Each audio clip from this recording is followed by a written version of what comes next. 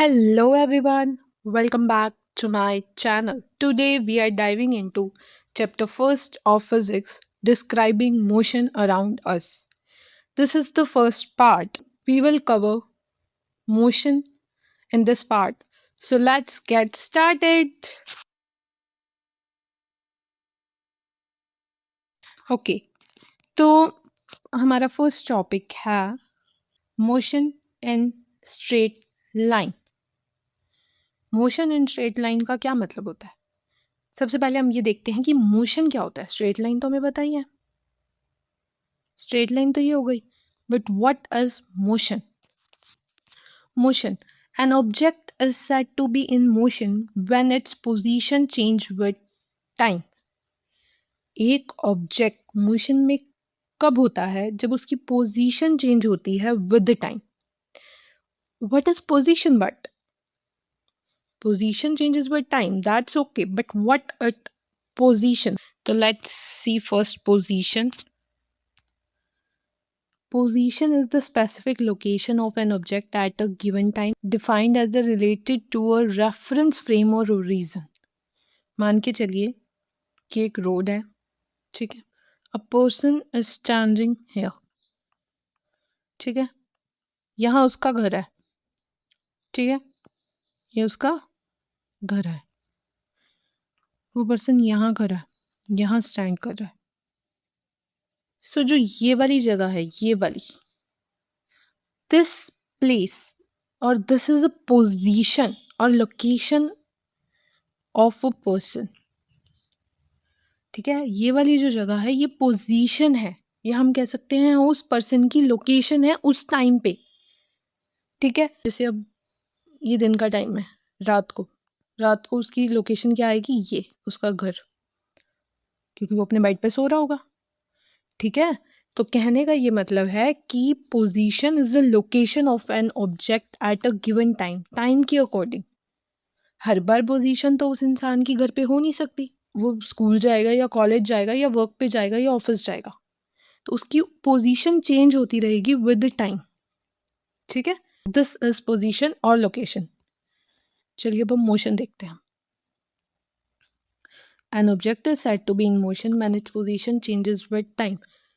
कहने का ये मतलब रोड है, ठीक है, एक पर्सन यहाँ खड़ा है, स्टैंडिंग हियर, धीरे धीरे धीरे धीरे वो मूवमेंट कर रहा है, चल रहा है, और वो यहाँ पहुंच गया है। So this movement is motion. An object is said to be motion when its position changes with time.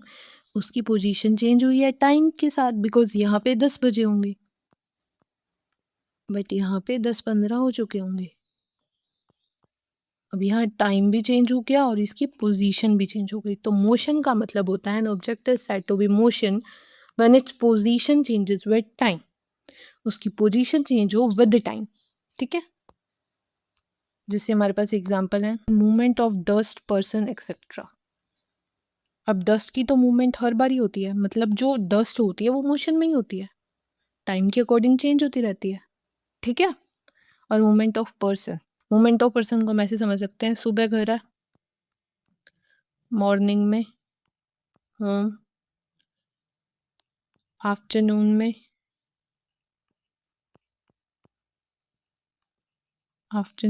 Office, और इवनिंग पे किसी रेस्टोरेंट पे, या हम कह सकते हैं रोड पे, घर जाने के लिए बस ले रहा है या कैब ले रहा है। तो this is the change of position. पहले घर पे था, फिर ऑफिस गया, ऑफिस से फिर रोड। मतलब कहने का ये है कि this is the change of location of a person with respect to time. So इसी को बोलते हैं मोशन, ठीक है। Now if an object moves in a straight line, मतलब वो सीधा सीधा चलता रहे, ना इधर हो ना टेढ़ा घूमे, कहीं भी नहीं, it's motion is called linear motion, यह हम कह सकते हैं स्ट्रेट लाइन मोशन। मतलब कि एक इंसान सीधा चली जा रहा है, चले जा रहा है, चले जा रहा है, चले जा रहा है, ठीक है।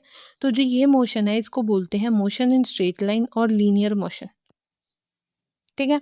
नाउ इसका एग्जांपल है train moving on a straight track. Straight track है एक, ठीक है। तो जो ट्रेन का मूवमेंट होता है उस ट्रैक पर, वो भी तो लीनियर मोशन होता है, या हम कह सकते हैं motion in a straight line. Because train का ट्रैक ऐसे तो नहीं होता ना, कि ट्रेन का ट्रैक ऐसे होता है, नहीं होता ना, स्ट्रेट ही तो होता है। हाँ, बस कई बार कट आ जाता है, वो अलग कहानी है, बट होता तो स्ट्रेट ही है, ठीक है। सो motion in a straight line का हमारे पास एग्जांपल है अ train moving in a straight track. Done. चलिए आगे चलें। मोशन इज रिलेटिव, ठीक है। इसको हम कैसे समझ सकते हैं? मान के चलिए that, let's take an example here. ये एक रोड है, ठीक है। उस रोड पे एक बस जा रही है, ठीक है। एक बस जा रही है उस रोड पे, ठीक है। अब यहाँ पे एक स्टूडेंट बैठा है, ठीक है। यहाँ पे एक स्टूडेंट बैठा है, ठीक है। जो यहाँ स्टूडेंट बैठा है उसका नाम है राज,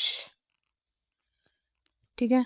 और जो यहाँ स्टूडेंट बैठी है या बैठी है, उसका नाम है ईशा, ठीक है। जो इस सीट पे बैठी है उसका नाम है ईशा, और जो इस सीट पे बैठा है उसका नाम है राज। और एक स्टूडेंट यहाँ खड़ा है, उसका नाम है राहुल। नाउ राज और ईशा, राज, एक तरफ हम राज लिखते हैं, एक तरफ हम राहुल लिखते हैं। राहुल बाहर खड़ा है, रोड पे खड़ा है, ठीक है। और बस चलती जा रही है, तो उसके लिए तो बस क्या है, इन मोशन है। उसके लिए बस क्या है, इन मोशन। और उसके लिए जो राज और ईशा है वो भी मोशन में है, राज और ईशा भी मोशन में है। बट फॉर राज, वो बस में बैठा है, बस में बैठा है, और ईशा उसके आगे बैठी है, ठीक है। ईशा उसके आगे बैठी है, तो for Raj Isha is in rest. For Raj Isha is in rest. तो हम ये कह सकते हैं कि एक ऑब्जेक्ट रेस्ट पे भी हो सकता है, मोशन पे भी हो सकता है, but it depends, it depend on observer. It depend on observer, मतलब ऑब्जर्वर है कहाँ, ऑब्जर्वर की लोकेशन पे डिपेंड करता है, ठीक है। मतलब यहाँ पे ईशा रेस्ट पे है, यहाँ पे ईशा मोशन में है। तो इट डिपेंड्स कि जो ऑब्जर्वर है वो कहाँ है। अब जैसे ये अंदर बैठा है, इसके लिए ईशा रेस्ट पे है, बट ये बाहर खड़ा है, इसके लिए ईशा क्या है, मूविंग है, क्योंकि वो तो जा रही है ना, ठीक है। ये देखिए, a body can be moving for one observer and at the same time at a rest for another observer, ठीक है। मतलब वो मूवमेंट पे भी हो सकती है body for one observer, and at the same time rest पे भी हो सकती है फॉर अनदर ऑब्जर्वर। समझ आ गई बात, कि मतलब मूवमेंट भी कर सकती है और रेस्ट भी हो सकती है, दोनों काम कर सकती है, but it depends on the observer. Observer के ऊपर डिपेंड है। रेस्ट क्या होता है, an object is said to be rest when its position does not changes with time. अब यहाँ देखिए कि ईशा की पोजीशन क्या राज के लिए चेंज हो रही है, ये देखिए ईशा और राज एक साथ बैठे हैं आगे पीछे, तो क्या चेंज हो रही है, नहीं हो रही। ईशा के लिए तो, राज के लिए तो ईशा की लोकेशन चेंज ही नहीं हो रही, वो वहीं बैठी है जहाँ वो बैठी थी, तो रेस्ट पे है। बट राहुल के लिए जैसे बस मूव कर रही है, वैसे ईशा की लोकेशन भी चेंज हो रही है, तो मतलब वो मोशन में है राहुल के लिए। तो a passenger Isha on a moving bus is rest relative to other passenger Raj, but in motion to an observer Rahul on platform। मतलब कि ईशा राज के लिए तो रेस्ट पे है, बट जो प्लेटफॉर्म पे बंदा खड़ा है या जो प्लेटफॉर्म पे ऑब्जर्वर खड़ा है उसके लिए वो मोशन में, ठीक है। ये देखिए, राज के लिए रेस्ट पे है, sitting at the back, Rahul के लिए मोशन में है, मूविंग बस है। तो हम ये कह सकते हैं दैट मोशन इज रिलेटिव, ठीक है। चलिए नाउ जो हमारा नेक्स्ट चीज़ है वो ये है, नेक्स्ट टॉपिक है दैट पोजीशन का साइन कन्वेंशन। फॉरवर्ड जा रहा है तो वो पॉजिटिव होगा, और अगर बैकवर्ड जा रहा है तो वो नेगेटिव होगा। ठीक है, अगर एक इंसान इस तरफ को जा रहा है तो वो पॉजिटिव वे में जा रहा है, और इस इंसान इस तरफ जा रहा है तो वो नेगेटिव वे में जा रहा है। ठीक है, तो मतलब ओरिजिन हम ग्राफ में देखते हैं कि नहीं देखते, ये ओरिजिन है, ये एक्स एक्सिस होता है, ये वाई एक्सिस होता है, ये वाई डैश होता है, ये एक्स डैश होता है। तो जो एक्स एक्सिस में जा रहा है वो तो पॉजिटिव है, बट जो एक्स डैश डायरेक्शन में जा रहा है वो तो नेगेटिव है ना। इसे हम ऐसे समझते हैं, देखिए